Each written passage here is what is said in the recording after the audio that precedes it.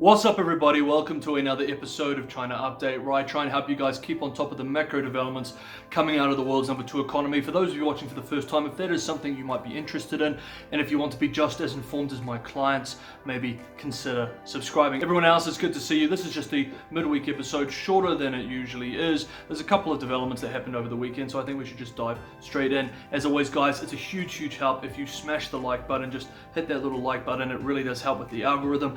And my Patreon details are in the description below for anyone who wants to go that extra mile. Okay, guys, let's jump into this week's midweek episode of China Update.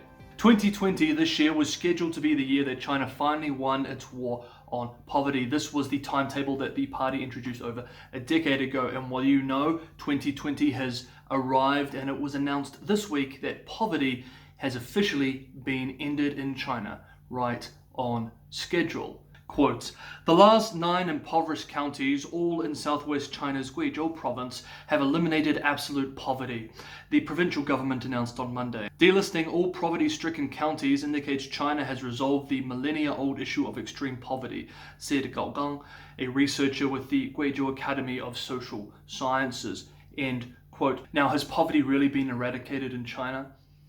No, of course not. And when you read beyond past these news headlines and look at the primary documents and reports, we can see really that the goal was to end absolute poverty or extreme poverty on a per capita basis by county, and the threshold for the Chinese government was about $1.90 USD a day in 2010 dollars. While it's nice that no one officially is making less than $2 a day in China, and the government does deserve some credit, I guess, for its efforts to lift the standard of living for some of China's poorest citizens. This does not mean that there is no poverty whatsoever in China. Far from it. As a middle-income nation, China's poverty rate, depending on how you measure it, is somewhere between 25 and 33%. This means hundreds of millions of people live in poverty in the People's Republic of China. For comparison, the US poverty rate, which has an income threshold much higher than the income threshold for poverty in China, the poverty rate in the US is about 11%. Premier Li Keqiang admitted himself at an important meeting with leadership in Beijing this year that 600 million people still live on less than $5 a day. We've been following for a few months now state-run media in China strongly pushing a narrative that Wuhan may not have been the origin of the COVID-19 virus, and that in fact it may have been imported on frozen food. Now it seems that the government may be officially taking the position that not only did COVID-19 not originate in Wuhan, but it likely didn't originate in China at all. Late last week during an online academic conference, Zheng Guang, former chief epidemiologist of the Chinese Center for Disease Control and Prevention, the Chinese CDC, said, quote, Wuhan was where the coronavirus was first detected, but it is not where it originated, end quote. This comes hot off the heels of Wu Zunyou, the present chief epidemiologist at the Chinese CDC, saying COVID may well have come into the country in imports of frozen seafood or frozen meat products. The Chinese government has pointed to an Italian study which may indicate COVID cases earlier than December last year to argue that tracing the origin of the virus is an ongoing process and may involve many countries. However, in response, Giovanni Pollone, co-author of the study, stated, quote, these findings simply document that the epidemic in China was not detected in time, end quote. On Friday, speaking at the online APEC Economic Leaders Meeting, General Secretary Xi Jinping said China welcomes the signing of the Regional Comprehensive Economic Partnership, RCEP, and would consider joining the TPP or the CPTPP. Chinese analysts and media soon after the speech said joining the CPTPP could offer a huge opportunity for China's service industry, high-tech industry and digital economy. It's no secret that this is a geostrategic opportunity for China, and that the likely incoming Biden administration means that the window for China to enter is quite narrow. Quote, If the Biden administration brought the US into CPTPP, it would make it much more complicated for China to join. So the pressure is on. It is a now or never issue for China. End quote. The Comprehensive and Progressive Agreement for Trans-Pacific Partnership is a higher grade and more modern trade deal than the RCEP deal, which was signed by China and 14 other signatories just over a week ago, which we discussed on here at the time. We need to ask the question at this point, however, can the People's Republic of China at this point in time meet the high requirements of the CPTPP? Procurement and state-owned enterprises requirements seem at odds with Xi's vision of a mixed economy and encroaching statism in China's economy. Several experts have bluntly stated that China simply cannot meet the high standards of the trade pact in relation to state-owned enterprises.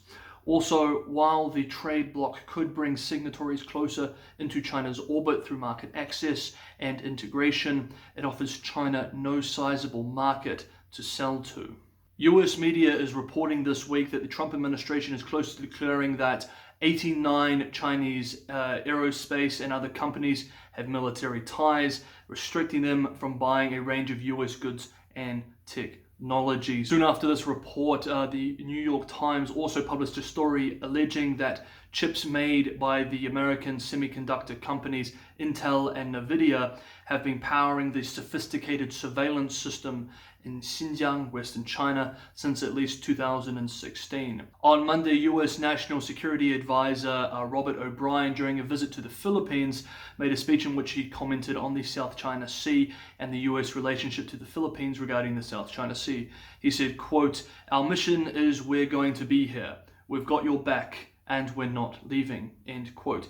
In response, on Tuesday morning, the following day, the Chinese embassy in Manila accused O'Brien of, quote, "stirring up trouble in the South China Sea," end quote, and, quote, "provoking a rift between China and the Philippines," end quote. In the report that we discussed last week, entitled, quote, "The Elements of the China Challenge," end quote, published by the US State Department, there was a small but very consequential detail that I missed on my first read through that I wanted to quickly talk to you guys about here. In the document, the State Department expresses that Tibet is a territory under Chinese military occupation. Now, as far as I can tell, this is the first time that the US has taken this sort of position since normalization of relations with the People's Republic of China. It goes without saying that the stance will not go down very well in Beijing. Assuming that Joseph Biden will be the next president of the United States, it is being reported that Biden will nominate Antony Blinken as Secretary of State. The announcement was met with cautious optimism by state media in the PRC. Quote, "Given his previous rhetoric on China-related issues and his past experience, his stance is softer than that of the current administration, which is likely to create a positive environment for the China-US relationship," end quote. And later in the article, quote, "Blinken recently pledged to build stronger economic ties with the island of Taiwan, and he said fully decoupling from China was unrealistic, in contrast to the approach from President Donald Trump," end quote. In a separate article, the Global Times also wrote, quote, "Li Haidong, a professor with the Institute of International Relations at the China Foreign Affairs University, called the Biden team a group of elites and very predictable in foreign policy, with a multilateral mindset that will help restore US leadership and strengthen connections with." John Kerry has also been announced as Biden's pick for the US climate czar. Quote, "Kerry is seen as a very experienced official with a good knowledge of China, and having him as climate ambassador brings new opportunities for Sino-US cooperation," end quote.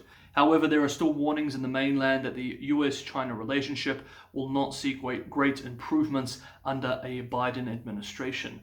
Quote, "The good days are over. The Cold War hawks in the United States have been in a highly mobilized state for several years, and they will not disappear overnight," end quote. Okay guys, cheers for watching. That's the midweek episode. I look forward to seeing you guys at the end of the week. If you have any questions or comments, feedback, whatever, throw them down. And like I said, don't forget to smash that like button. It's a massive help. Hope you guys are staying safe and sane wherever you are. I will see you all next time on China Update.